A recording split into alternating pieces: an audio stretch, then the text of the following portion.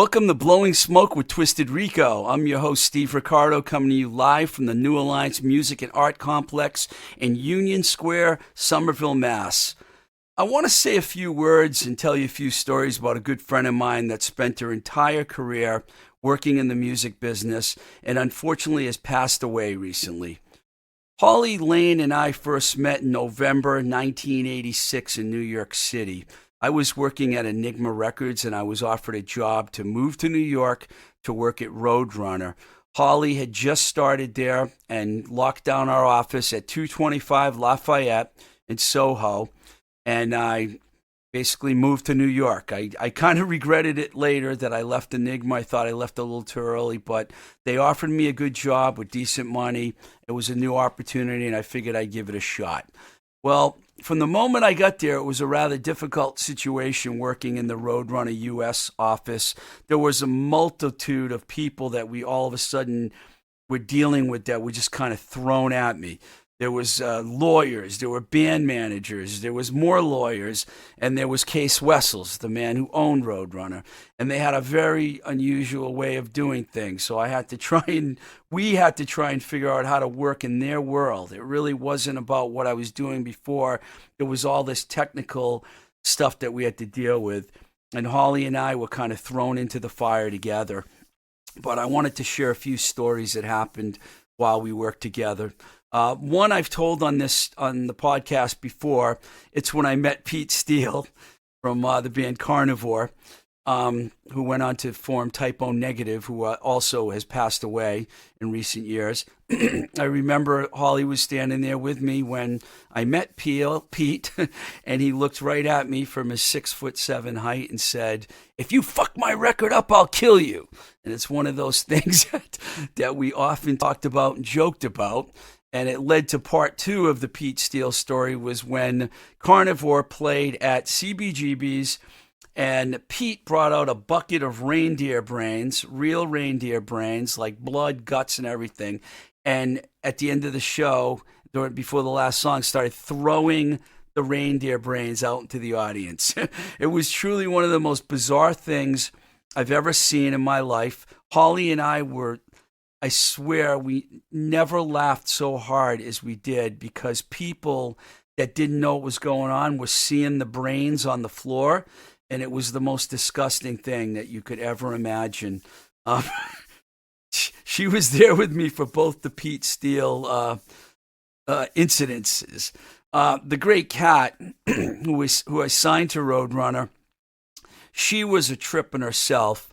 And we had a signing party, and Holly actually did most of the work for getting the people there. I have to give her a lot of credit for the great job she did. Basically, everybody in the entire New York metal industry was at this party. It was one of those things where they were all there, all the writers and everyone was there. And the great Kat was in rare form, telling everyone how great she was. "Worship me and die" is what she used to go up to people and say.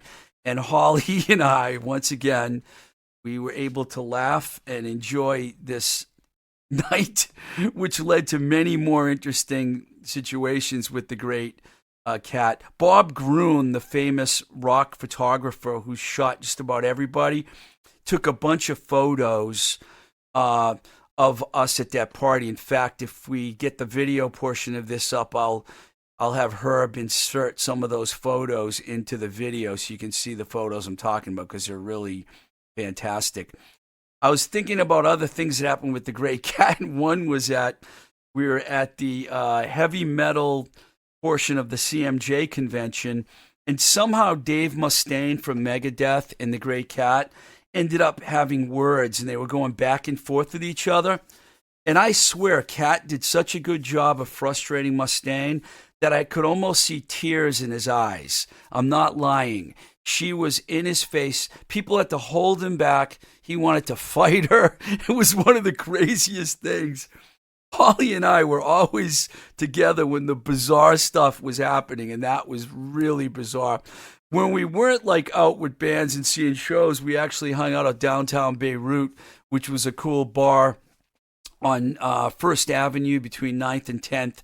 It was convenient for me because I lived at 229 East 10th Street. Don't ask me how I remember the address. I guess it was such a crazy neighborhood at that time. It was drugs and prostitution and the whole 9 yards. This is before New York changed, and I was actually only paying $800 a month to live in that apartment, which is kind of funny because that was in 1986, 87. But 800 wasn't a lot to live in New York City at that time.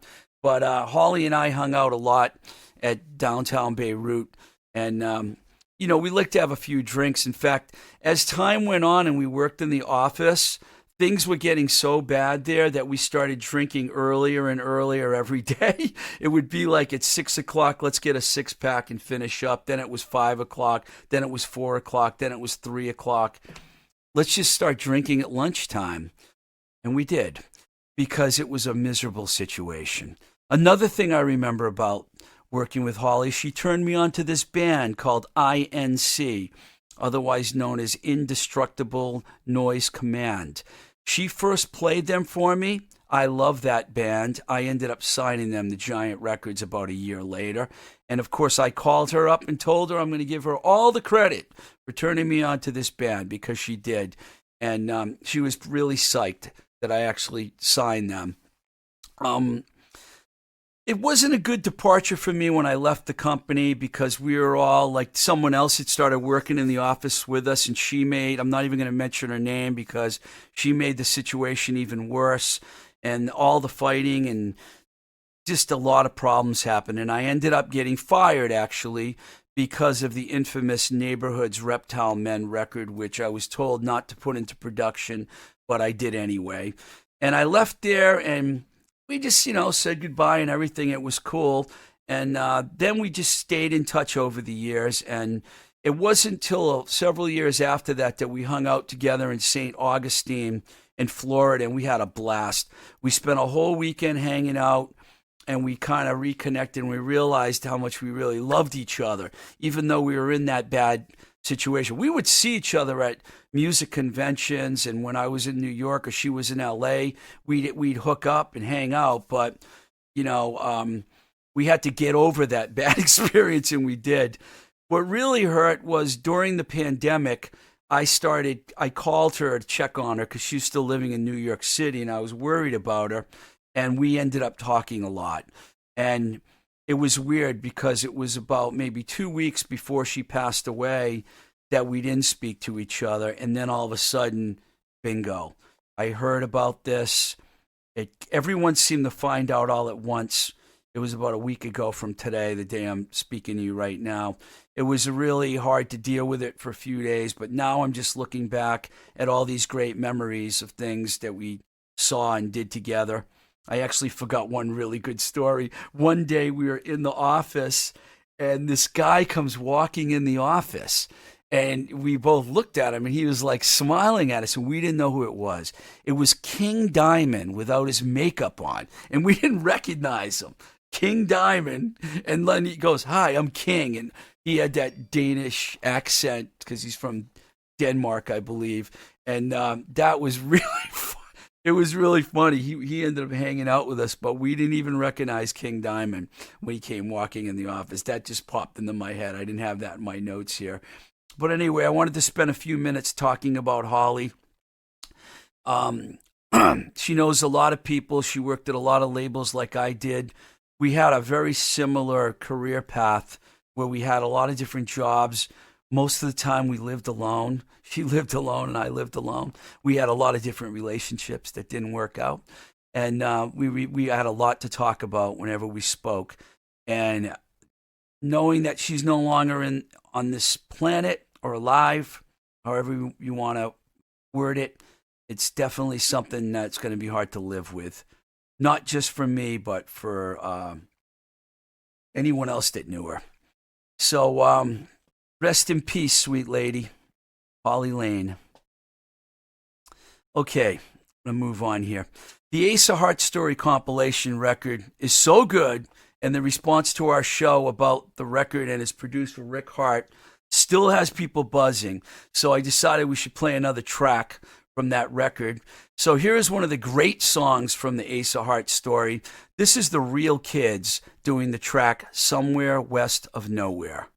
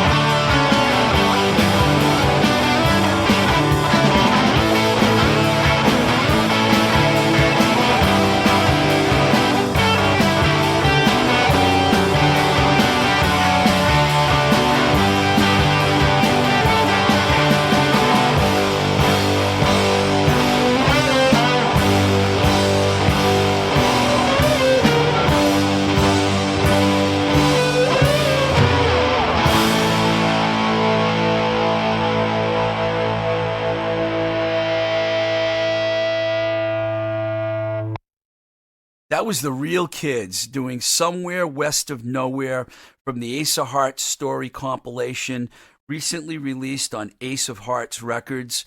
Beautiful song by John Felice and the Real Kids. And I didn't realize this until my friend Alvin Long, when I turned him on to the record, told me when he was looking at the liner notes, "Did you know this was recorded in 2017? And I'm like, what? I thought it was an older song, but it was just recorded like 3 years ago at Q Division, which is right down the road from where we are. We're in Union Square. They're in Davis Square. And if you know Somerville, you'll know what I'm talking about. If you don't, you don't know what I'm talking about. But anyway, that's where they recorded. The Real Kids are one of the truly great Boston bands that emerged from that remarkable era, which was from about the mid-'70s through the mid-'80s, really. You know, Willie Loco Alexander, DMZ, Jonathan Richman and the Modern Lovers, the Nervous Eaters, Thunder Train. You might remember we had Mark Bell from Thunder Train on the show not too long ago. The Neighborhoods, who we like to talk about a lot, and the Liars. All those bands and many more came from that era. The last 3 episodes that we've recorded have been pretty fantastic, actually. And I didn't mention this earlier, but I'll mention it now. A bunch of new platforms picked us up, including Spotify. I don't know why it took them 41 episodes to pick up the podcast, but they finally did. I think it had something to do with the music, but we sorted it all out. So now you can hear all 41 episodes on Spotify. The last 3 I would highly recommend because I was really excited about all 3 of them. They came out really great. Number 30, I'll just tell you what the numbers were, you know. I don't even have to tell you the numbers. One was called Back from Quarantine and Blowing Some Heavy Smoke with new music from Poor Jim and songwriter Bill Trudell. Then we had the Ace of Hearts one. And then the last one we did was It's Time to Get Rid of the Confederate Flag for Good. Timely. And with new music by Taylor Swift. We talked about Cream Magazine. Played a Modifier song, and we talked about Almost Famous. Speaking of Almost Famous, the film, my good friend Heather out in Colorado, who is an avid listener of the show and gives me lots of great feedback, not just with the show, but with life in general. She recently told me that she watched Almost Famous with her 16-year-old daughter, Nina. And I just thought that was the greatest thing ever. I was actually talking with Heather on the phone a few days ago for about an hour, and she gave me so many great ideas, but I was drinking wine the whole time. So by the time I got off the phone, I was like a little bit sloshed. And I don't remember a lot of the conversation. So I do remember asking her to send me notes from the conversation. I know that's kind of a funny thing to say. She thought it was funny. Can you send me notes from this conversation? Because I won't remember that we had it. You know, it wasn't exactly that bad, but maybe I'm exaggerating a little. But watching Almost Famous with your teenage daughter, Heather, that's what I call great parenting. If you're going to teach your kids about life, you might as well start in the 70s and let them know about all the crazy things that happened back then. And that film is like the epitome of that. I'm proud to say that we actually have 2 sponsors for this show. We actually were supposed to have 2 shows, but this turned into one. It's a long story. I'm not going to get into it. Sometimes technical things happen, whatnot. So I'm kind of combining the 2 into this show. The first sponsor is Baby Loves Tacos, straight out of Pittsburgh, PA. My good friend Zach Shell, who owns and operates Baby Love Tacos, sent over some nice copy, which I will share to you. This is good. Here we go. The team at Baby Loves Tacos is ready to serve you. Masked, sanitized, and ready to slay fascists. Contactless walk-up ordering and web ordering is just what the doctors and nurses ordered, literally. You can order at babylovestacos.square.site. We have been digging in and rallying support to donate 400 meals a month to a local Pittsburgh women's shelter. If you want to support this initiative, you can purchase a pay-it-forward meal on our website. And Zach added this in. This is not me. He writes, also vote. Let's hit the eject button on the orange Muppet and start building a better world. And of course, we second that here at Blowing Smoke with Twisted Rico. Baby Loves Tacos has 2 Pittsburgh locations. The original spot at 4508 Liberty Ave in Bloomfield, right in the heart of the of Pittsburgh's Little Italy, and then they opened a newer location at 524 Grant Ave in Millville, which is just over the 40th Street Bridge. If you're in Pittsburgh, and I know I have a lot of listeners there, so you probably all have been going to Baby Loves Tacos, but tell your friends. Or if you are visiting and you want some amazing burritos, tacos, etc., check out Baby Loves Tacos. Say hi to Zach, Kat, Kaz, John Sandy, and tell them all that Twisted Rico sent you. I really missed that place. When I was living in Pittsburgh, I actually worked there for a while, and I would eat there every single day. The food is fantastic. Okay. One of my favorite people in the world, seems like I'm talking about a lot of my favorite people today, so we're just going to continue on with that, is singer, songwriter, musician Merrily, who has also performed and released records under the moniker Merrily and the Poison Orchard. Orchard. O-R-C-H-A-R-D, if I'm not pronouncing it right. And they are in Brooklyn, New York. And Merrily and I met around 2007, 2008 when I was living in Phoenix, Arizona, where she had located from Portland, Oregon, and I had arrived from living out in Santa Monica, California for about a year. And we became good friends, and of course I was enamored with her solo record entitled simply Merrily. In fact, I liked it so much that we re-released it digitally on Red Car Records with one additional track, which was a cover of the Charm song Star Rider from their album Strange Magic. It was just Merrily and a piano, and it was a brilliant version of the song. I mean, we're not playing it here today, but some other time I'll play it because I have another track of hers that we're going to spin in a few minutes. But if you haven't heard that, you could probably find it anywhere online, YouTube, whatever. It's Merrily Star Rider, song written by L.E.V. and Joe Wisda from the Charms and re-recorded.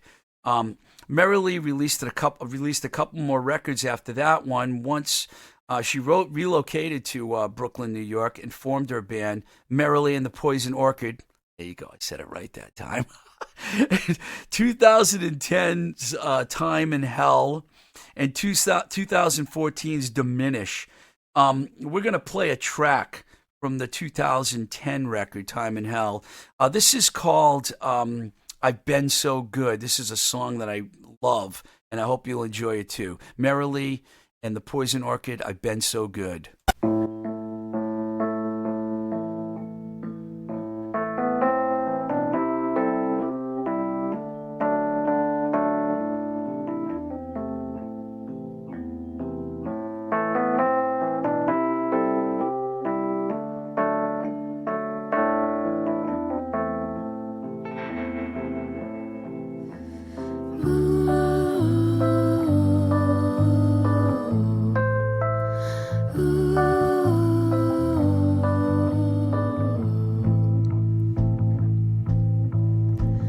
Took a train to the West Coast, made it all the way to Arizona.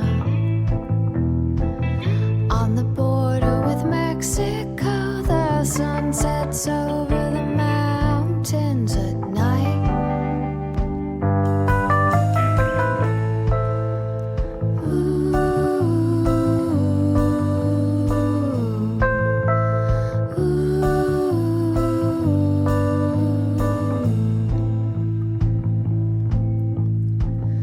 Fell in love with a man who was eyes of the color of the sky in Arizona.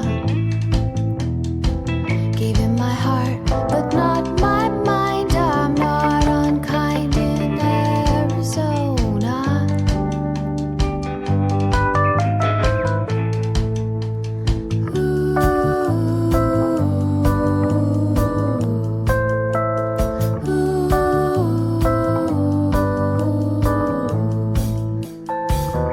And I've been so good. And I've been so good. And I've been so good. And I've been so good.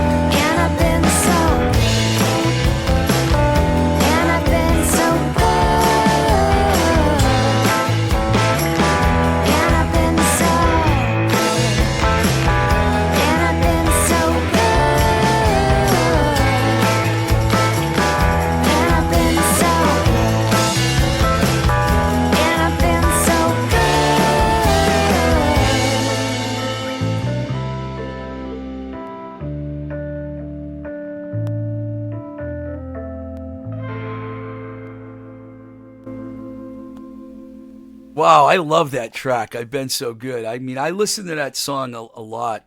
The eyes of the line about the guy with the blue eyes. You know, I always imagine she's singing the song about me. You know, when you hear a song, you want to be, wow, that song must be about me.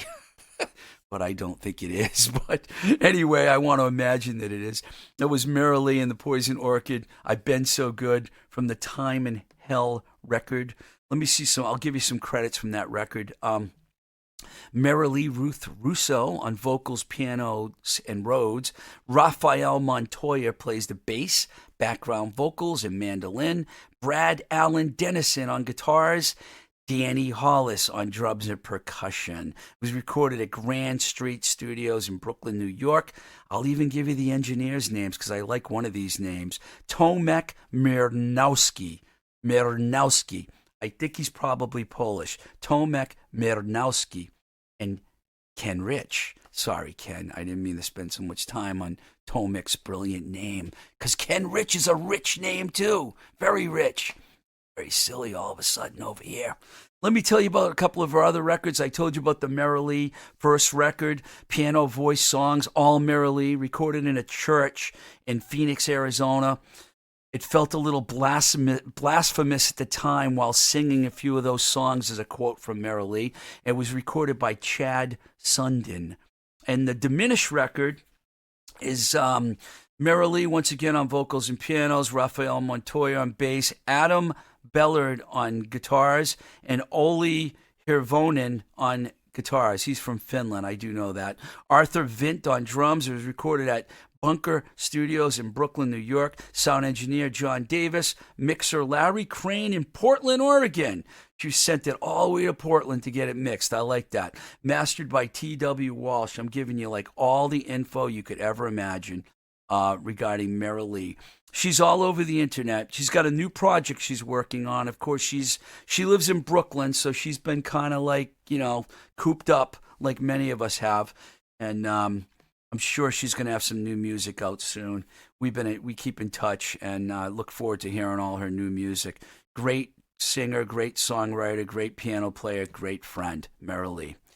Okay, what's next? I wanted to talk about the great Ronnie Montrose, who I had the honor of meeting back in the 80s and signing to a one-off deal just before I left Enigma Records. In fact, it was the last thing I did before leaving the label, but probably one of my proudest, personal, greatest accomplishments, if I can say all those words right in a row, because I was such a big fan. The debut album, simply entitled Montrose, released in 1973 on Warner Brothers, is one of the best hard rock records ever made. And the song Make It Last is probably one of my favorite songs ever. When I was about 13 years old and I started discovering bands like Black Sabbath, Queen, and Montrose, I used to play air guitar and a hockey stick in front of the mirror, and Make It Last was one of my favorite go-to jams. I remember when I was 17. No. You didn't really need to hear that, did you? But I figured I'd throw it in there anyway. Ton Mastery, rest in peace. It really bums me out that I'm talking about so many people today that aren't alive anymore, but it's reality. We can only live for so long. Ton, who was a great friend of mine also, the famous disc jockey, called me one day and said, quote, you know, Ronnie is looking to release a new record. Do you want to talk to him? I can make it happen. And I was thinking, Ronnie Montrose wants to talk to me? So we did start talking on the phone, and one thing led to another, and signed him to Enigma Records, and the record was called Mean. It was his first record that he'd released in 9 years under the name Montrose. He ended up producing this band called Heathen, and I tried to sign the band to Roadrunner when I was there, and they actually got stolen from me. The night before they were going to sign the contract, their lawyer called me up and said, I'm sorry, but we decided to go with Combat Records. And I called Ronnie the next day, and he was like, I didn't even know that was going to happen. And he was just, you know, he was cool about it and everything, but we almost got to work together again, but it didn't happen. Make It Last, one of the greatest hard rock songs ever and one of my personal favorites. I was thinking about Ronnie's recently, and as I often do in reflecting on his great career, he played with Van Morrison, Boz Scaggs. He had a great run with the Edgar Winter Group. He played on the amazing album They Only Come Out at Night, which had two huge hits on it, Frankenstein and Free Ride. And all of this was before forming Montrose in 1972, which he did with Sammy Hagar on vocals, bassist Bill Price, and drummer Denny Carmassi. Montrose disbanded in 1977, and Ronnie then spent a bunch of years working with the band Gamma. So for Tom to put us in touch and be able to get a deal done with him and make that record after 9 years being away from Montrose was very special. And I'll never forget that and the times we spoke on the phone. And then we hung out one time in New York City, which was awesome. I believe it was around 88. He was on tour with Alan Holdsworth. Two guitar gods were touring together. And I remember he called me, said, "You want to go?" He left me tickets. Then I went backstage and we hung out with Ronnie all night. Just a great guy. One of the great guitar legends to ever come from the United States. I have a letter here I want to share with you guys that I got. If I get good emails, I'll read them on the air. I'm going to read this one. This is from longtime music critic Chris Parcelin, who also produced the fantastic film Boys from Nowhere, which is a great film about the early Boston garage scene. Kind of fitting because we were just talking about the real kids. This is the note right here that he sent me. Hey, Steve, really loved your Rick Hart podcast. Rick is the goddamned man, as you know, and an exceptionally good person. I think anytime someone can shine a light on him and remind people what he means to Boston and to rock and roll is a great thing. It was really good to hear the Hoods as well. You inspired me to post Bygone Era on my Facebook page. Hope you're doing okay in this generally chaotic world we now find ourselves immersed in. Stay cool, Chris. Thank you, Chris, for sending that note. It meant a lot to get an email from an established writer like that who wrote a lot of good things about bands that I managed over the years. So I appreciate that, Chris. Thank you. I had mentioned earlier in the show that we have two sponsors for this show, and now we're going to talk about the second one. The Dark Horse Public House, located at 499 Broadway, right here in Somerville. Their website is thedarkhorsepub.com. The Dark Horse Pub is operated and run by Desmond Grace and his partner Rosine O'Rourke. And Desmond, if someone's going to sponsor my show, I say, send me the copy and I'll read whatever you want. And that's why it's happening this way, because this is the way I want it to be. I want to use their words. So Desmond sent us this copy, which I'm going to share with you right now. To all our regulars and future regulars, we here at the Dark Horse have spent the last 3 months in the keg room drinking all our inventory and gaining a ton of weight. Well, only partly. We also tried to make life easier by offering no-contact grocery pickup and working with schools and parents to provide 300 food-insecure people a week with fresh food. We're getting ready to welcome you back for summer with dishes and drinks as we emerge into the world. I think that actually might be this week. Outdoor seating is in the works, so we'll keep you posted on our website, Facebook, and Instagram at Dark Horse Pub. Now, the Dark Horse Pub also supports a co-op called the Help a Neighbor Fund, which allows people to chip in to cover others who can't make the foods and meat. Check out their restaurant, which is in the upcoming section of town known as Magoon Square. I say upcoming because they're actually putting a T-stop over there. If you're in Boston, you're familiar with the Green Line on the MBTA. It's going to go right into Medford, and Magoon Square is right on the Medford line. Medford. That's how we say it around. Or is it Medford? Medford. Whatever. Once again, their website is thedarkhorsepub.com. Now, I wanted to just say this. Got two sponsors here, right? Baby Loves Tacos and the Dark Horse Pub. What's similar about them? They're both doing things for their community during these difficult times, man. You got to love these people. They're giving out free food. They're helping people that need it. They're helping schools. They're helping homeless shelters.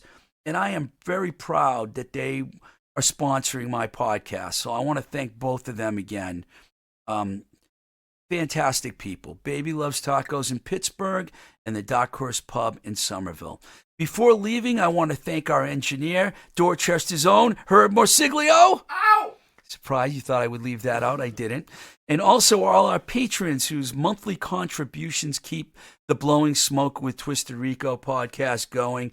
Kevin, Ellie, Maria, Chris W., Heather, Sue K., Matt, Chris P., Dave, Maria, Brian, Benjamin, Lee, Chad, Christopher, and Kim. If you notice that list is getting longer, it is. We just added 2 new patrons in the last 2 weeks, so thank you. If you want to also support the show, go to www.patreon.com/Twisted Rico. Please contact me at twistedrico@gmail.com. As you heard earlier, I will read your email if I like it. If it's a good one, I'll read it on the air. Or follow the Instagram page at Twisted Rico, or on Twitter at Blowing Smoke BS. There is also a Blowing Smoke with Twisted Rico Facebook page, and you can find many of our shows on YouTube as well. This is Blowing Smoke with Twisted Rico. I'm your host, Steve Ricardo. Till the next time we say goodbye, keep the rock and roll alive. And yes, we do love you, Busy Phillips.